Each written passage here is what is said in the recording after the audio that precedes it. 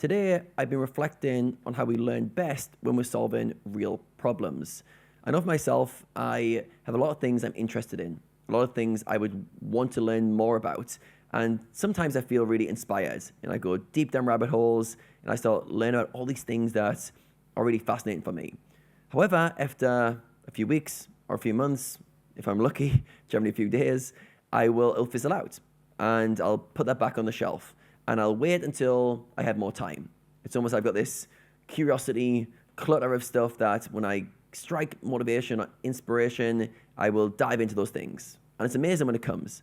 I've recently been to Rome and I started nerding out on the Roman Empire and the rise and fall of empires. And at that time, I was like, I'm going to learn so much about this. This is going to be awesome. I'm going to dive into all these different empires over time and really learn about them. And I did for a week.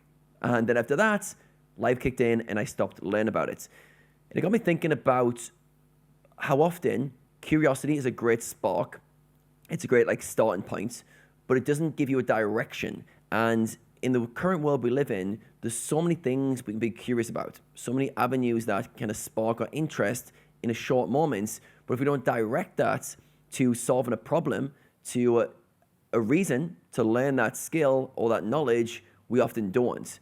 So for me, I know this is definitely true, but real learning begins when I'm trying to do something with that information, when I'm trying to solve a problem or work towards a project with what I'm learning. So for example, if I want to write about a topic and I know I'm going to write a blog post on it and share it in a YouTube video, all of a sudden I'm going to research it and go super deep and think about how to apply it.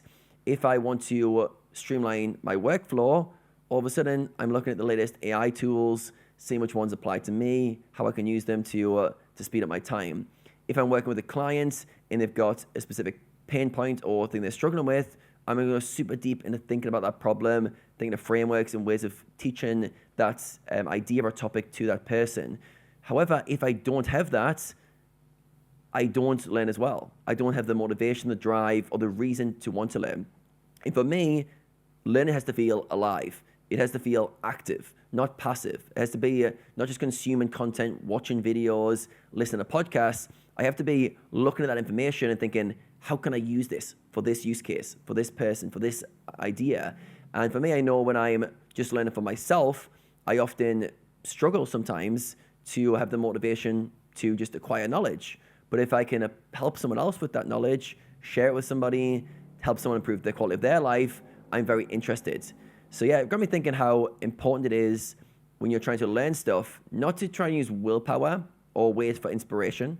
Those things can help, but to try and think of what project I could take on that would make learning this skill a necessity or a useful thing to do.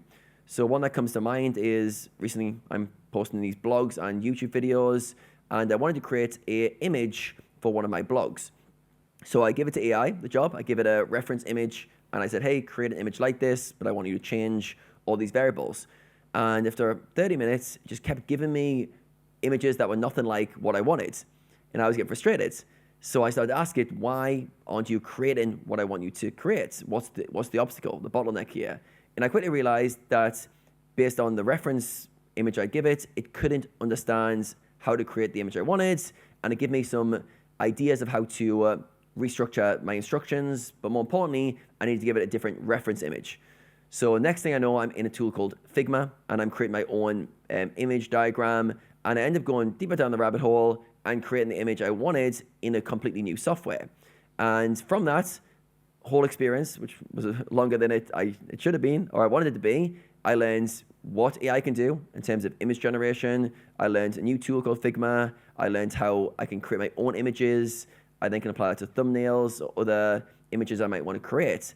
So because I had a problem, because I had a goal I was working towards, I learned it very well. It stuck in my mind. I know exactly how to use those things. If someone said, hey, Adam, go play around with some AI and see what images it can create, yeah, I'd have done some stuff, but I wouldn't have had the deep learning experience. And that's the difference when we're trying to solve problems. It's often faffy. It's often a bit messy. It's often a bit, oh, this is so slow. Why is it not working? Myself, I was 30 minutes, 45 minutes, just getting absolutely nowhere with the images generated until I started to really figure it out. But I only kept going because I had a problem to solve. If I didn't have a problem to solve, I would have said, this sucks, don't like this, and moved on. I think often in life we're really going through a very passive learning phases. We're trying to learn small amounts, but if we had projects to work towards, if we had targets to aim for, we can very quickly learn super effectively and in a much more practical way where it really sticks for you. And especially as AI is becoming more and more useful, got more and more use cases for all of us, really thinking about how you can use AI tools, ways, things of learning for your own life. It's really important. And I know of myself, I need to remind myself this very often, because when I try to use willpower or inspiration to learn, I do well for periods, but then it doesn't stick. And if you can really hammer home the fact that give myself a problem and my mind can solve that problem and I can learn very effectively. So some things I've wrote down that are apparent for me is to ask myself some better questions. And some questions are, what do I actually need to understand here? How do I apply this to my situation? And what's missing in my current approach? Those are three questions that take me from passive consumption to really active engagement. And if I have a problem that I'm trying to solve, and I'm asking myself those questions, how do I understand this better? How do I apply this to my situation? And what am I missing with my current approach? I'm starting to get my brain to really solve the problem and trying to think about stuff in a deeper way. And I know for myself, that's definitely the best way to learn. I do know when you're curious and you've got that kind of itch to want to learn, that can feel like a more pure drive sometimes. But for me, in terms of consistency of learning, in terms of being a fast learner, in terms of being able to learn more, always trying to solve problems. Even now, one of the reasons I'm doing 30 videos and 30 blogs in 30 days is because I want to be able to go from thoughts to action quicker. I want to be able to learn ideas, think about ideas, condense them, and really put them into the world in a quick way. And I can only do that if I've got a project. If I said, Adam, write 30 blogs in 30 days, but don't post them, there's nothing to work towards. No goals, no outcome. So I know for myself, I really struggle to learn it effectively or as deeply if I don't have a goal to aim towards. So for yourself, think about some reasons to learn. Think about some skills you might be wanting to learn, or knowledge that you maybe want to learn, and turn it into a project. Turn it into something that you put into the world, where people can see it, where people can judge it, or you're trying to solve it to help somebody, and really put it to work. And you'll see the difference in your motives. You'll see the difference in the way your brain tries to solve that problem, and you'll see how more engaged and proactive you are at trying to learn the skill or the knowledge you need. So pick a goal, start a project, solve a problem, and let your brain do the rest.